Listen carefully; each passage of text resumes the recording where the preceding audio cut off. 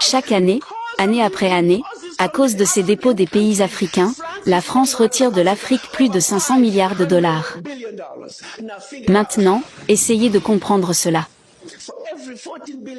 Pour chaque tranche de 14 milliards de dollars, les retours sur investissement dépassent les 300 milliards de dollars, et ils prennent plus de 500 milliards de dollars. Donc, en réalité, la France retire de l'Afrique des milliers de milliards de dollars, année après année, à nous les pauvres, les Africains. Pour en revenir au pacte, si vous souhaitez accéder à une partie de votre argent, que vous avez déposé auprès de la France, vous devez soumettre les déclarations financières de votre pays. Et si votre demande est approuvée, vous pouvez l'obtenir sous forme de prêt, vous ne pouvez accéder qu'à 20% de votre argent, année après année, sous forme de prêt à des taux d'intérêt commerciaux. Et on parle ici de votre propre argent. Comme si cela ne suffisait pas, ils ont dit, tous vos minerais découverts, encore à découvrir, tout votre pétrole découvert, encore à découvrir, la France et les entreprises françaises ont le premier droit de refus. S'il reste quelque chose dont les entreprises françaises ne veulent pas, vous pourriez l'avoir. Et cela persiste à ce jour. Ils ont dit, vous n'utiliserez que la monnaie que nous avons créée pour vous, parce que vous êtes des Africains spéciaux, nous l'appelons le franc CFA. Il y avait le franc CFA d'Afrique centrale, et le franc CFA d'Afrique de l'Ouest, mais c'est en effet le même animal.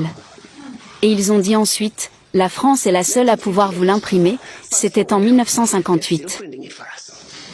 Avance rapide, ils l'impriment toujours pour nous.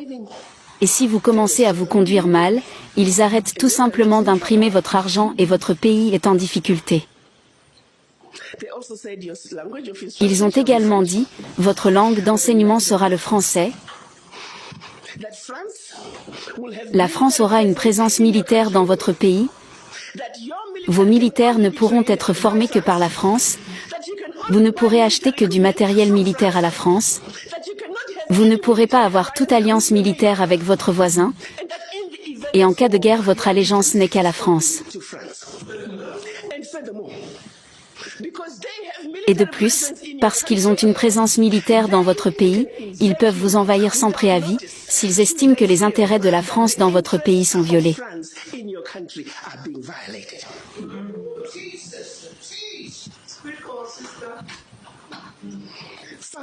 Avance rapide 2019, rien n'a changé.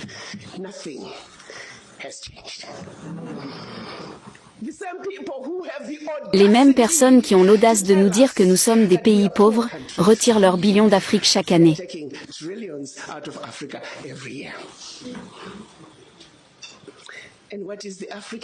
Et que fait l'Africain?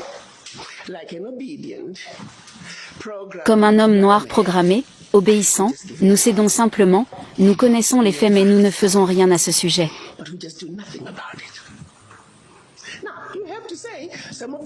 Maintenant, vous devez dire que certaines des craintes sont réelles, parce que si la France qui vous a vendu du matériel inférieur au leur, la France qui a formé les militaires pour qu'ils soient inférieurs à eux, ils sont maintenant dans votre pays, ils peuvent vous envahir, ils ont la permission de le faire.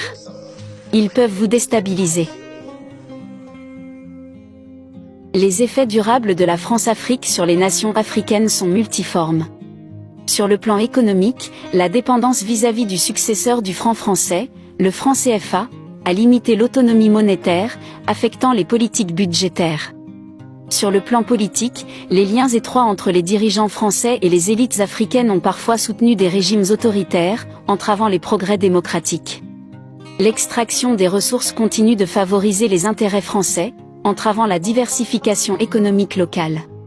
Les interventions militaires ont façonné la dynamique des conflits.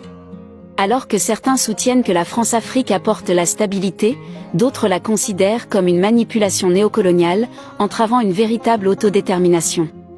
Dans l'ensemble, ces effets durables soulignent la complexité des relations postcoloniales, suscitant des débats sur la souveraineté, le développement et les déséquilibres de pouvoir.